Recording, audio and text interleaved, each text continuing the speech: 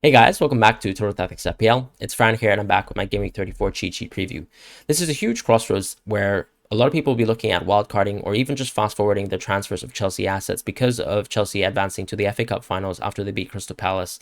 This allows them to have a double game week fixture versus Man United in Game Week 34, and United fresh off of that sort of 3-2 narrow win versus Norwich and also a devastating loss versus Liverpool at Anfield makes it a great opportunity to invest into Chelsea assets, whether you're going for defenders or midfielders who contribute to attack. Ultimately, if you're looking at options like Alonso or Rudiger or Mount or Havertz or even Werner potentially this week, it is a great opportunity to go for it because you're sort of backed by the double game week fixture and really just United being overall so poor. But let's actually head off into the defenders this week and get started here.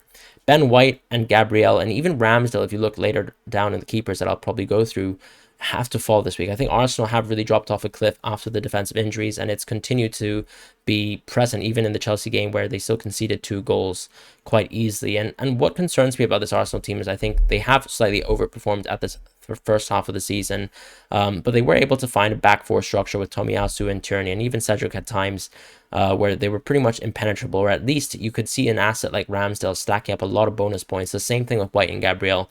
Now I think they're conceding much more easier goals, and that's a huge sort of concerning feature as they head towards the end of the season, especially with the lack of depth that they have overall on the pitch. You can see as well with Arsenal losing some early leads that their inability to sort of find an attacking way forward was quite present in the Southampton game. This was where, after conceding quite an early goal, despite creating a lot of great chances in the first half, they really struggled even though they brought in pretty much 5 or 6 attackers at one point and were going guns blazing versus Southampton team and still really struggled to create effective chances in the second half. And that's sort of worrying.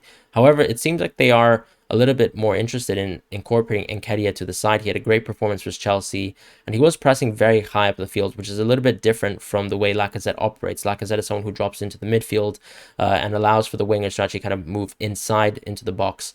Whereas now you do have these sort of fullbacks, especially with Arsenal playing in a back three structure, with Saka and almost Nuno Tavares playing as these default wingers, and the midfielders therefore are allowed to push up and create some chances with Nketiah sort of leading the line.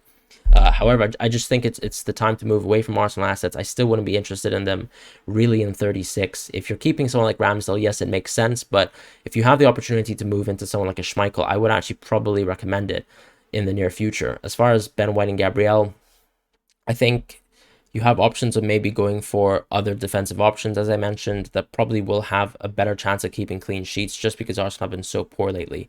Ultimately, though, it seems like the way we're going to go with defense is to be going for full premiums. It seems like if you're wildcarding, most people will be opting for 5 players from the default teams of Chelsea, Liverpool, and Man City, and therefore it doesn't leave you with space to actually go for cheap defenders, which is why you can see within the 3.9 to 4.5 rating and the 4.6 to 5.0 rating that there aren't really many defenders to actually think about as a top tier option. Matip is the only one I would say who's at quite a cheap price that you might want to think about because he does cover Liverpool, who probably will get a lot of clean sheets towards the end of the season, and he does justify actually allowing you to go for options in the midfield that are much more expensive within Man City or within Chelsea as an example. So if you want to go into players like Foden, Mount, or Havertz, then maybe Matip is the enabler for you. Chalobah is someone who falls, nothing really to illustrate there. I do think this Chelsea side is also struggling in terms of defense. With Rudiger out, I think that's a key sign. And Thiago Silva, I'm not sure exactly why he didn't start today. Perhaps he just needed the rest.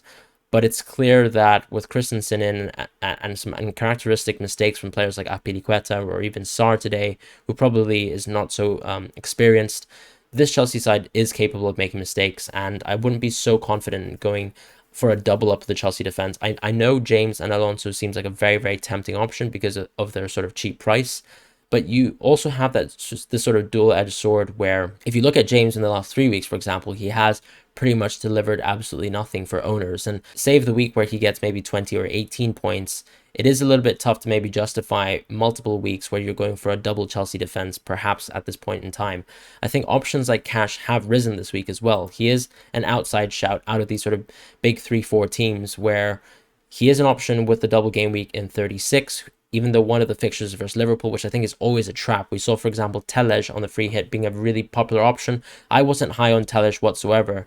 And the reason is because this Liverpool game is always very devastating for defenders. And I think unless you're very confident in the defender being able to haul on the first leg, then it's not really worthwhile going into options like Cash, where this Aston Villa team have dropped off slightly in terms of attacking production, and then also generally how well they've been able to kind of keep clean sheets. They have struggled as of late.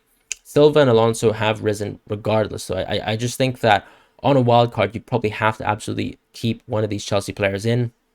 And Alonso is at that sort of price where he is an enabler as well. Laporte is sort of a similar option too. He doesn't have the double in 34, but Alonso has been getting into a lot of attacking positions, which is actually what makes him so interesting for me. Him taking some corners as well, even though Mount is usually the one who actually takes them, is interesting. He gets a lot of shots on target per game, even though he's not necessarily the most clinical option. I think, for example, if you look at the Real Madrid game, it was just a fantastic performance where Alonso can always find opportunities to create and also score, unless he doesn't put his hand on the ball. With keepers, I really don't think there's too much of a movement here. Sanchez is someone who actually rises, and they did just lose to Man City 3-0, but I have to mention that this Brighton team looked very, very formidable. And for the 2 weeks at least where we're not looking at options for double game weeks in 36 and 37, I do think he's quite a good single game week keeper. Most people aren't going to be looking at Mendy for the clean sheets because I think Chelsea have slightly dropped off in that area. And I think the only value in going for Chelsea defenders is because they can actually contribute in attack. And you're definitely probably not going to be interested in De Gea, who have also dropped this week, alongside Ramsdale and Pope. I just think all these options right now just kind of pale in comparison. Dubravka also starts to have poor fixtures after this Norwich game, so definitely you want to play him here, just like Sanchez for Southampton, but after that, not really a great option. And so with Schmeichel, I think what's interesting about him is he has these doubles in 36 and 37. He has the chance of getting penalty saves, but once again, he just covers you from a Leicester point of view, where you can clearly go for Maddison, Barnes, and Schmeichel as your triple Leicester options.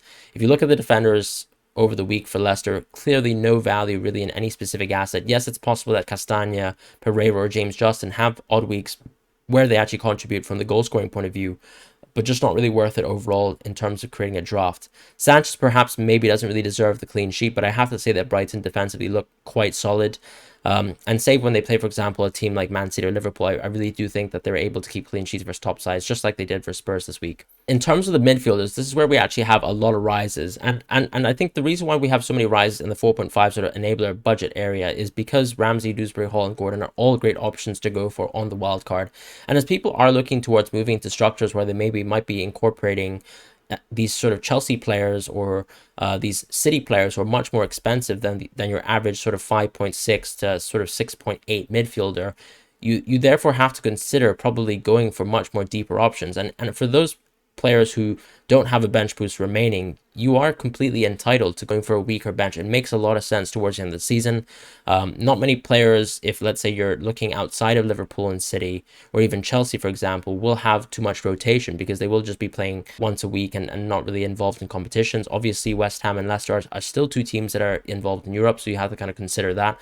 But I wouldn't say many people would be considering West Ham assets anyways, just because they're not involved in any double game weeks. As far as Leicester, though, Dewsbury Hall is still super interesting. It seems like he has the stamina and the faith of Brendan Rodgers to play pretty much week in, week out. He still looks very, very active. And just like Alanga, who I mentioned several weeks ago, could be an enabler on a week where maybe you're just looking for that option to kind of round off your draft. And I think in Game Week 37, he's a great option for that. Because in 36, you have so many doubles where you probably just want to play a premium team of a starting 11. But in 37, you're probably going to be looking for doublers. And someone like Dewsbury Hall could be interesting on 37 because he will provide you that option. With Ramsey, you have probably the best attacking threat out of these three enablers. And Gordon, for me, is a bit of a differential because we can clearly see that Everton struggles to I would say, create effective chances versus teams. But he is actually a key attacking force on this Everton right-hand side. And I do really think he's an interesting asset. What I would say though is Everton don't seem to be creating enough chances for me to really go for a second or third option in the team. I do think that when I, for example, cover Richarlison in the forwards, that he is the talisman of the team right now, and it makes a lot of sense to go into him, but probably not to consider anyone else, because I don't really think that the ceiling of this Everton team is high enough to really warrant having Gordon on the team. He did score versus United, for example, but keep in mind, of course, that shot was a very, very low chance, and it was a deflected shot as well. So that is kind of my thoughts. I would say Ramsey or Dewsbury Hall probably for me, but all these options are interesting and probably will still add a lot of value to your team somehow, some way. Odegaard, Smith Rowe, and Martinelli all fall for me this week. I think Arsenal have struggled in a sense to create chances. Odegaard has to play deeper now because he is playing in a centre mid position. Yes, he's able to create assists, but we are now looking for a lot of budget in the midfield to find our way into these Chelsea assets. And he is probably someone who has to make way. If you're, let's say, looking towards moving into budget players like Ramsey or Dewsbury Hall, you probably want to get rid of another option like Odegaard, who is sort of at that price range where he is sort of stopping you from going for the more expensive options. And I think that's why Smith Rowe and Martinelli have to fall. Smith Rowe had a great sort of clinical finish versus Mendy, but I think he was caught flat-footed as well. Martinelli also has these sort of minutes concern, and as a Martinelli owner myself, I think he might be the transfer away from me, just because I don't think I can guarantee his minutes over the next double game week when he plays in game week 36, especially after such a great performance from Nketiah, who can actually basically serve as the centre forward for this Arsenal team, which means that he still has to duel with Smith Rowe for that starting spot on the left-hand side, especially with Tavares sort of stretching, playing as a left winger as well in that left wing-back position. Gallagher is someone who rises. We have to keep in mind that Crystal Palace have a great run of fixtures, and they will have an interesting double in 37. And the value of owning Crystal Palace assets is, as I mentioned, so many of our players will be having a double in 36. You're actually probably going to struggle to actually decide on your starting 11 because there might be such great options in that week. However, in the subsequent week in 37, you are going to be looking at much more sort of varied options. Zaha is definitely someone to be interested in, Coutinho as well.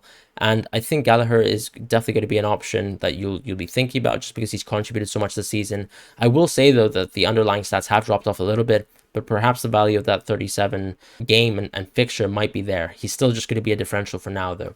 Saka, Madison, Barnes, Kulusevski. This is an interesting one where I was actually thinking about maybe dropping Kulusevski, but I have to say that reconsidering, I think Kulusevski has been a very consistent option, and I sort of tweeted that I really feel like he is a slightly better option compared to someone like Rafinha, because the quality of the Spurs team is so high, and the players that he has the chance of, for example, creating chances for, such as Son and such as Kane, are very, very clinical, and that's the main difference between Rafinha and Kulusevski really operating in this sort of right-wing role. I think Rafinha might be a slightly better goal threat because he is much more creative and perhaps slightly better at dragging out defenders, but ultimately Kulusevski has the option of basically serving Son and Kane week in, week out, which means that his sort of floor as a player is extremely high. I think he's with an assist pretty much every week and nailed for at least 5 to 6, 7 points with the sort of bonus points that he racks up with his own style of play. And that makes him much more interesting than Rafinha, where I think he probably has to be one of those players that you want to be phasing out if you haven't already. Kulusevski, however, might still pale a little bit in comparison to Barnes, Madison, and Saka, just because the fixtures in 36 aren't particularly good for Tottenham. But I will remind you that this Tottenham side has been very good at actually scoring versus teams that don't set up too defensively. So I expect, for example, in the Liverpool game, for Tottenham to actually score and find quite a few opportunities to score, just like Kulusevski found plenty of opportunities to score and also assist and produce in that Man City game too. However, I think this week is all about the Chelsea assets, really. It's about thinking about whether you want to go for Mount or Havertz. That's probably going to be the biggest decision of the week. Perhaps you'd like to go for both of them if you are wildcarding, because you have the option of doing so. For me, with Mount, you are actually going for the player who, in my opinion, is someone who is more capable historically and consistently of outscoring his expected numbers. Mount is someone who averages much less expected goals, but is much higher in expected assists,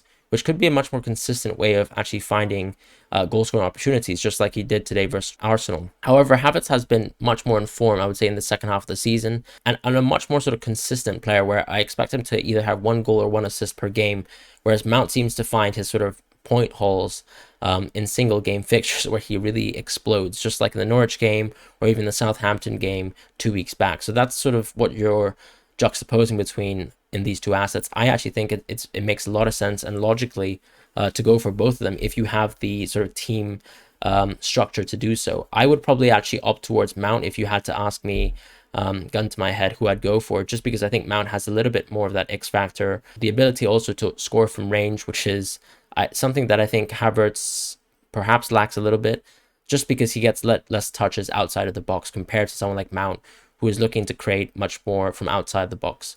As far as Zaha and Coutinho, these are options who are just below Mount and Havertz because they don't have the double this week, but their value is definitely surging. As I said, with the value of the Game Week 37 doubles, you have these options who will provide and be catalysts for these teams going forwards. And I think if you are, let's say, not with a free hit, if you're someone who just used your last free hit in Game Week 33, you should be thinking about in the back of your mind how to get towards a player like Zaha or Coutinho. Zaha is nailed on penalties, whereas Coutinho can explode, just like if we remember in Game Week 28, where he got 23 points. And that's sort of the beauty of Coutinho as an asset. However, he could be also very quiet, which has happened lately because I think this Aston Villa team has struggled to find some goal-scoring form. As far as Son, I did reluctantly sort of keep him here again as a top option with Kulusevski. I feel like it's not worth condemning Spurs because they had one bad game versus Brighton. Yes, they sort of maybe in back-to-back games haven't really produced many effective chances. If you look at the underlying goals in a game when they scored 5 versus Aston Villa, their expected goal was somewhere near 1. And that shows how clinical players like Son and Kane have been this season, but particularly in that game. And perhaps that sort of disillusioned some people to go for Son and Kane versus Brighton team, who have been very competent lately, especially versus top teams such as Arsenal, Spurs and City. I would say the only team that I've really seen blow apart Brighton consistently is City. Even Liverpool, for example, have struggled versus Brighton historically. And for me, that's why I would sort of count this fixture out. It's sort of like the Spurs fixture versus Burnley, where they actually ended up losing. I think the Spurs team are going to have these one-off bad games, but ultimately the quality of this team and what Conte has brought out of this team so far kind of lead me to believing in them being able to sort of continue to over-exceed what they're producing on the pitch from an analytical point of view in terms of their underlying stats. I just think the quality is there with the players in the front three, and they will continue to produce at an exorbitant rate. So I think people looking to completely move off of Spurs in terms of going away from Son and Kane might be making a mistake. However, things are incredibly open. I think you have the option right now of going for players like Foden, Diaz, and Jota, who are a level below Son in terms of budget, and could give you the option of maybe going for 3 options within the sort of price range, where if you have players like Mount, Havertz, Foden, Diaz, and Jota, you can maybe create a very well-rounded team without having to go for 2 or 3 premiums in drafts, as well as maybe looking at the option of going for, let's say, Salah once again. Because I know a lot of people have moved out of Salah, but Salah does hold up a lot of money in your team. And in order to actually get into Mount and Havertz, you probably have to make a sacrifice. And maybe Son is that sacrifice for you if you are looking at a wild card here. For me, I would just say if you're not looking at a wild card and you have Son in your team, I wouldn't say he's necessarily a problem right now. He's just as capable of having explosive hauls, and we've seen in previous weeks where he can clearly outscore double game week players if you get the right captaincy. I think the big week where people were captaining Weghorst compared to when Kane and Son had a huge sort of individual single game week haul is a good example of that, and why getting the captaincy right and also making sure you keep form players in your team makes a lot of sense. And that's pretty much how I have to position Son, I think, right now in this budget. Sort of, he probably is someone you want to keep if you're not wildcarding, but if you're wildcarding, I would be okay with maybe moving away from Son. As far as Sterling and Mahrez, I still feel like they hold a similar position in the team. I do think Jesus doesn't really deserve to continue playing right wing, and he probably will actually take less of Mahrez's minutes going forward. We did see Mahrez have a great game versus Brighton, and it's possible that we can actually see much more involved minutes from Mahrez going forward.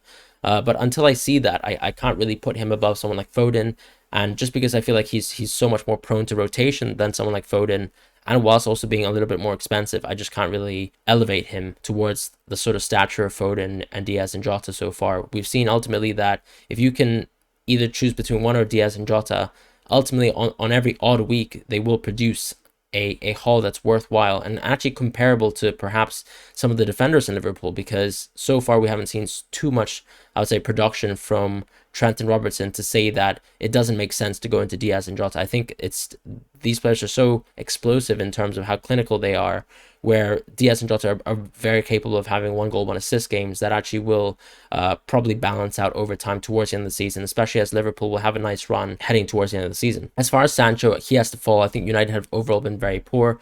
He's also been someone who has found his way in and out of the team. And I think he's kind of returned to that point of the season where, because he's not red hot in form, he is capable of being subbed off quite early. And as I mentioned with a free hit, just not really interested in him whatsoever, because he is the third option in a team that doesn't create enough chances outside of their talismans in terms of Bruno and Ronaldo. And ultimately, no real confidence in him given the price he's at. When you have the comparatives there in City and Chelsea. And that's pretty much what it comes down to. Mane is someone who rises, and KDB and Bruno both fall. The reason why Mane rises for me is because some people are looking to actually maybe find a way to move out of Salah on their wild card. I wouldn't necessarily recommend it. I know Mane is in red hot form himself. He scored actually a little bit more consistently than Salah in open play lately, but you have to remember that Salah will have slightly easier games and he will be on penalties. And he looked just as good as he was at the start of the season in this last game versus United. I wouldn't really tempt fate. You might want to go for Salah and Mane, but once again, there is the option of rotation or the possibility of it, and maybe Mane doesn't really justify his price.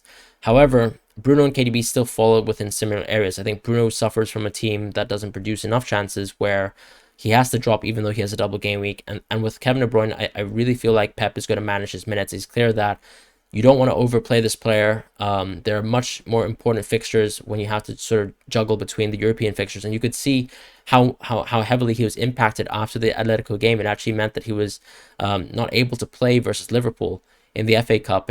And there will be times in the season, especially in maybe easier fixtures, where I imagine towards the back half, Kevin De Bruyne will be rested. And that's sort of the fear I have here with going for KDB. It seemed like he was such a tempting option 2-3 weeks ago. But once again, with his minutes being managed, you can't really go out of Salah, in my opinion. I think Salah has to be the one who stays because he is so fit and so ready to play 80 to 90 minutes a game. He is definitely a tier above Bruno and KDB, and that's pretty much how I have to kind of draw the line there with midfielders. As far as the forwards, Dennis and Nketiah are the new options, and I've actually immediately fast-forwarded Nketiah into a top tier because, once again, the forwards have been extremely dire this season. I think Pukki is clearly actually the best forward to end the season with. And if you're actually going for a wildcard draft and you don't want to go for Kane as an option, I really think you're justified in actually going with Pukki towards the end of the season as your solitary striker. Right now, we're probably thinking about going for 4-5-1s or 5-4-1s towards the end of the season. And as I said, Pukki is a great option who allows you that sort of enabler budget price to actually move into these really, really expensive midfielders if you are going for a wildcard. Even if you aren't going for a wildcard, he's a really great replacement to someone like Weghorst. If you're planning to free hit in 37, where Weghorst has a double game week fixture there, then Pukki has probably the confidence of most managers to actually outscore someone like Weghorst on single game weeks heading towards 37, and therefore he's a great replacement to someone like Weghorst too. If you're someone who's invested into Broja, maybe looking to find a much more stable striker who can actually fill in that gap of being the solitary striker, once again, Pukki is a better option, and therefore Broja falls. I think Broja just has looked uninteresting because the Southampton team don't seem to be really capable of creating chances for a talisman striker or for a target man, and he just doesn't get enough touches of the ball for me to be worthwhile. I think he looks very active as a player, and he's able of driving the ball, carrying the ball forwards, but ultimately, when it comes down to the amount of chances he gets on his feet, I really don't think he gets enough. Perhaps it's a little bit of a symptom as well of his positioning. I think sometimes he doesn't really move too much in the box when he's, let's say, trying to catch the end of a cross. And I feel like that's sort of what is holding him back, because he's such a tall player. You'd expect him to be able to be quite aerially dominant because he is physically much more fitter and I think much more agile than most traditional center forward options, and I feel like I don't see that from him. Whereas when you compare to Pukki, he has a lot of variety in terms of his movement and the sort of range of finishes that he have, and also his creative ability. You saw his cross, for example, versus Man United, another kind of instance of how Pukki is a talisman for this Norwich team and actually capable of being that solitary striker who can do extremely well. Dennis is someone who rises, especially with Cucho's injury and him reinserting himself back into the starting lineup this week and then scoring an immediate goal. I think Dennis is going to be definitely on the cards for someone who you'd actually probably like to play when it comes to Game Week 36, potentially. If you've been holding him all this time, I think it actually is worth keeping Dennis. He has good single game week fixtures until then, barring the game versus Man City, and I just think he really justifies his price. As far as Nketiah, though, as I said, I think this is a great opportunity once again where Lacazette could find his way out of the team, and Nketiah is someone who presses forward, and you can see the value of him as a player compared to Lacazette versus the Chelsea team, where he is sort of leading the line and pressing as that sort of target option, and with Lacazette, someone who drops deep and tries to actually recycle the play and also maybe move into position so that his wingers can actually move into the box and actually score. I would say Nketiah is sort of trying to find consistent opportunities to put himself into one-on-one situations, which is something that Lacazette doesn't necessarily do. And Nketiah, within that Chelsea game, has already matched Lacazette in terms of open play goals, and I think Arteta was very, very interested in his ability to sort of provide for this Arsenal team towards the end of the season. I think Nketiah has to be an option, maybe as one of your cheeky forwards for a kind of end of season wildcard draft. And even if you're looking at transfer this week, I know the fixtures versus United, but once again, we did see score 2 goals versus United. It could be a great opportunity to actually move into someone like Nketiah now, so that you actually can maybe move away from someone like Weghorst or any kind of more expensive strikers that you have to consolidate into these Chelsea midfield assets if you needed more money in your team. As far as Wood and Weghorst, I have to kind of make sure that they are put a level below Toney. Wood actually accumulated 1 shot this week, and as I said, not an interesting option for me at all in the free hit draft. He was actually expected to get goals this week, but I really couldn't see it from watching Wood in open play, and I think this game week pretty much justified my lack of selection or faith in him really in a free hit option. Weghorst, by contrast, actually did score, and perhaps he'll actually find his way onto the score sheet once again tomorrow, but I don't really have much faith in Weghorst and this Burnley team. I think they are probably destined to be relegated, and that's pretty much what it comes down to. I think they're both target man options who shouldn't really be the focal points of their teams. I think there's more interesting assets in terms of even, for example, Cornet in this Burnley team. But yeah, I think the new manager bounce probably isn't something I'm extremely confident in. Ultimately, he's going to have a double in game week 37, and there might be better options leading towards the end of the fixture, end of the season, with someone like Pukki as an example, who's much cheaper than Weghorst and someone who could actually benefit from as your sole striker. Richarlison is someone who does rise, and I think he is the odd option here, where if you are considering, let's say, going for a bench boost, Richarlison probably is a player that you absolutely have to find space for in your team and actually put him inside. He is the talisman of this Everton team. This Everton team doesn't create too many chances. They do actually consistently, I would say, build up quite a lot of crosses, and he's quite a flexible player in that he can score an open play, but he can also score in a multitude of ways. We've seen him score headers. We've seen him score solo goals. He's very good at playing almost like a winger at times, but I think Lampard clearly trusts in him to be the main option. He's also in penalties for Everton, so he's a huge option that I think you probably want to end the season with if you're thinking about a wild card and have a bench boost on hand. And I think that's the kind of value you get out of Richarlison. Otherwise, it does make a lot of sense, as I mentioned, to just go for Pukki and trust in the fact that some of the midfielders within our teams have been consistently overperforming versus the forwards, and there's no real reason to maybe move away from them. Adams and Iheanacho both fall. Iheanacho did actually provide an assist today versus Barnes, but it was a very, very flimsy FPL assist. I don't think you can take much out of that. Yes, he has contributed in various games, but he is more than capable of being benched, and I think he is overall much less exciting than his kind of comparison options within Barnes and Maddison, who, even though they have managed minutes themselves, are just as explosive and, in my opinion, have actually much better underlying stats than Iheanacho to be kind of considered when you kind of factor in the minutes. Adams is someone who falls. I'm not exactly sure why he was benched in the Arsenal game. It was a result of that devastating loss versus Chelsea. As far as the kind of slightly more expensive forward options, not too many changes there. I think Werner is the only option to really think about, and Lacazette is someone who you probably should be avoiding or getting out of your team. Ultimately, the argument is as it was previously, where Lacazette is too expensive, and when you compare it to options like Saka or even some of the other midfield options that are probably a slightly larger gamble, he's probably going to have managed minutes even if he has to compete with Nketiah and he finds his way back into the starting 11, which I don't think he will, because Nketiah has had such a great performance, and I can really see Arteta running towards the end of the season with Nketiah. As far as Werner, his expected goal involvement and especially his expected goal numbers are so far ahead of players like Havertz and Mount. However, he has played much less minutes this season, but what I will say is that he is clearly a player in form as of late. He got a bit of luck in this Arsenal game, but it's clear that he's actually very confident, I think, in his abilities right now. He's cracking a lot of shots on target, and he's finding himself in very, very good positions with the Chelsea team. And I really think that starting three of Havertz, Werner, and Mount is the preferred sort of front three of Tuchel right now. And I can see Werner being a fixture or a permanent fixture of this Chelsea team towards the end of the season. I'm sure Lukaku will have some minutes, 10, 20 here and there, and Werner could be capable of being subbed with someone like Ziyech or Lukaku at times, but I still think he's an interesting option. Once again, though, it's the argument of how Havertz and Mount are still at a much better price than Werner, so I can't really consider him as a top option right now. But yeah, Werner is definitely one to think about if you're wildcarding. And also, just as a final thought as well, if you are thinking about wildcarding or you plan to have to use a wildcard chip, if you are actually set up quite well for this game week, I would actually say also consider thinking about the wildcard for game week 35. I think that's a great option too. It is a little bit of a delayed wildcard, but if you did set yourself up with the anticipation of Chelsea actually beating Crystal Palace and getting this double game week 34 fixture anyways, and you probably have 2 to 3 Chelsea assets already, I would say considering to maybe delay the wildcard for 35 is a great option. But that's pretty much it for me for the cheat sheet this week. I hope you guys have a wonderful week ahead, and take care.